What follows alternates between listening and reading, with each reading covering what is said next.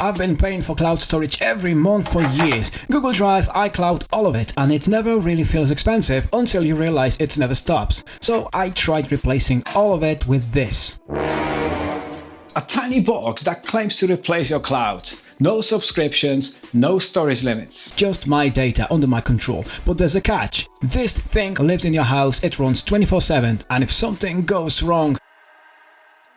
Is this freedom? Or just another device you now have to babysit? Let me quickly show you what you actually get. It's simple, no over-the-top packaging. NAS unit, power adapter,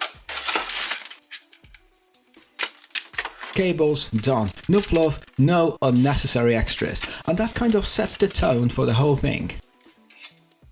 This is the UGREEN DH2300. It's basically your own private cloud sitting on your desk. No subscriptions, no relying on third-party storage, just your files under your control.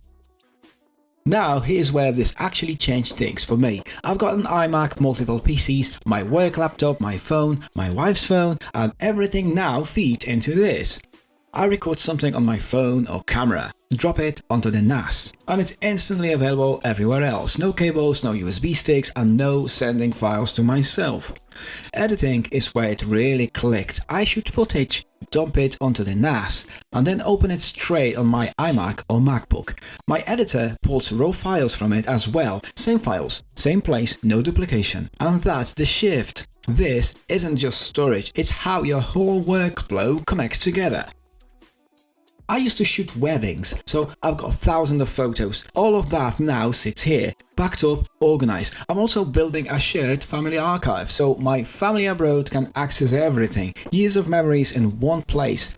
Try doing that properly on a phone. Now, recently I tested a much bigger NAS, the Minisforum N5 Pro. That's completely different level, AI focused, more complex, built for bigger operations. This is for real people, home setups, small businesses, creators, and honestly that's where most people are.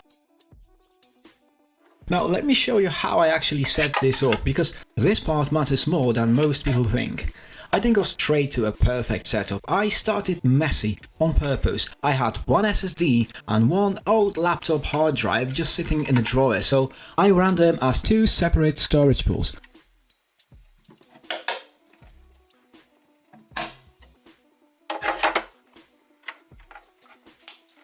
One was BTRFS on the SSD, modern file system, snapshots, indexing, all the smart stuff. And the HDD, that run ext4 just to test behavior and stability differences. Because the drives were different sizes, I couldn't mirror them, so no redundancy here. Instead, the system treated them as separate storage pools.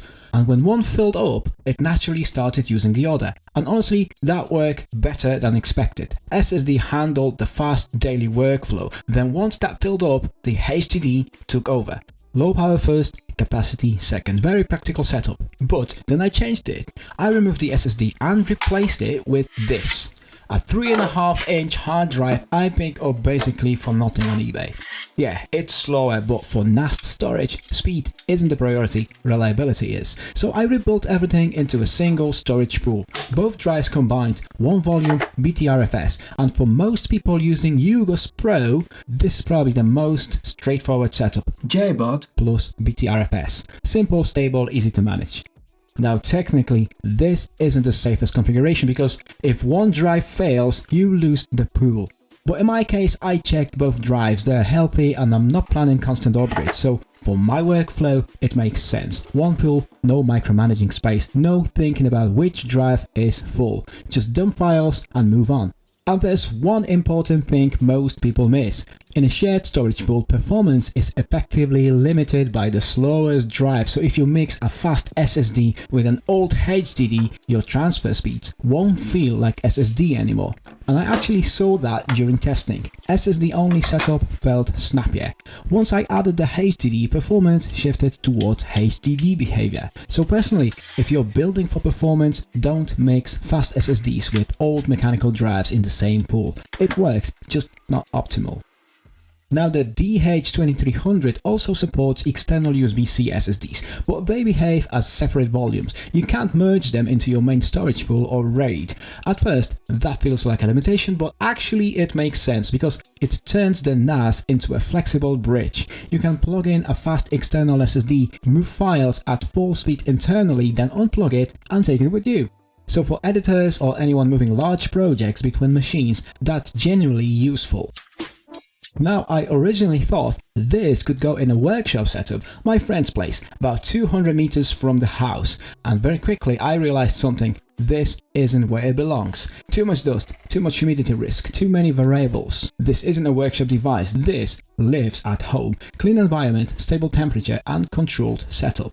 So the correct workflow is simple. NAS stays at home. The workshop PC just connects remotely. No cables between buildings, no USB drives, no unnecessary risk. Just access your data from everywhere on anything. And that's really the point. 2026 isn't about file movement anymore, it's about access.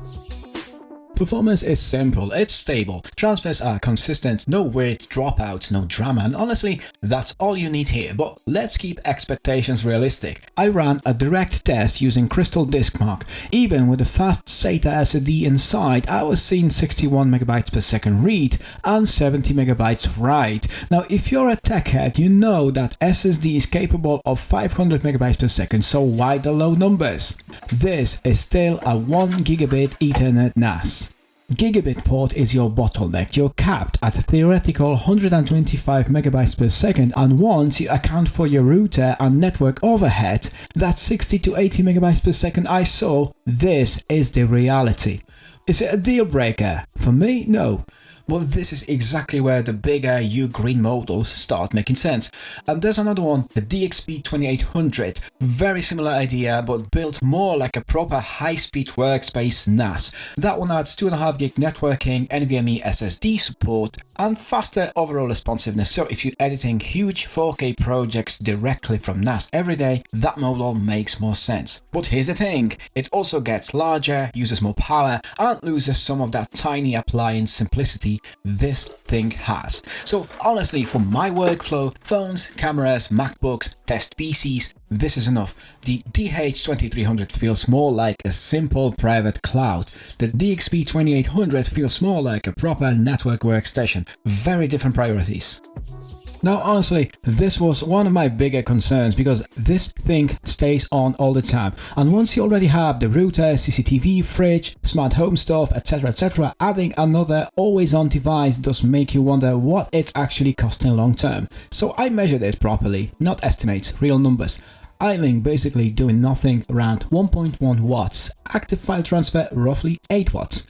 And peak power when the HDD first spin up about 23 watts briefly. And honestly, that's way better than I expected for a device designed to stay online 24/7. So I did the math. In the UK, this cost me about £1 per month. That's not a typo, £1. If you're in the US, it's even less, roughly about 70 to 80 cents per month.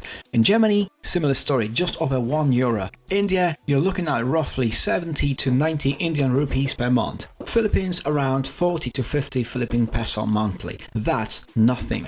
And keep in mind, this is with spinning hard drives. If you run SSDs, it's even lower. So yeah, this thing runs 24/7 and costs less than leaving your PC on overnight.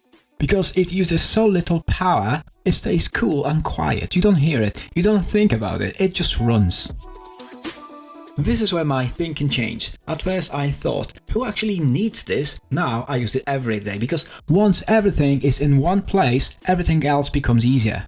So the verdict, this isn't for everyone, but if you work across multiple devices, handle loads of files and want a proper backup and control, then this makes a lot of sense. Now, if all you want is photo backup from your phone, this probably isn't it. Services like Google Photos or Amazon Photos already do that cheaply and with less setup, so buying a NAS just for the photos, that's a stretch.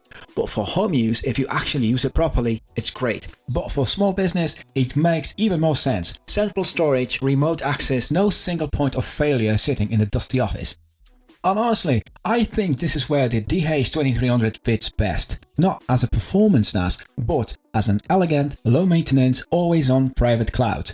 And what's slightly wild here is the pricing trend. I bought this unit on Amazon UK at the end of March for around £169. 2 weeks later, it was closer to £190, and today it's sitting around £220. Same story with SSDs. Storage and home server hardware suddenly feels like it's entering that AI boom inflation phase. Anyway, if you need maximum transfer speeds or want to edit massive projects directly over the network, then something like the DXP2800 with the NVMe storage and 2.5 gigabits Ethernet is probably the better tool. I might actually pick that up soon and test it on the channel. I'm also looking at the new TerraMaster F4 Pro, their flagship AI optimized NAS running TOS 7, so that will likely show up here as well. But for my setup, this is already enough, and that's exactly why I like it. I thought this was unnecessary. Turns out it wasn't. It's become one of the most useful parts of my setup. Hit me in the comments. And while you're here, don't forget to subscribe. I know you want to. Family Pop TV.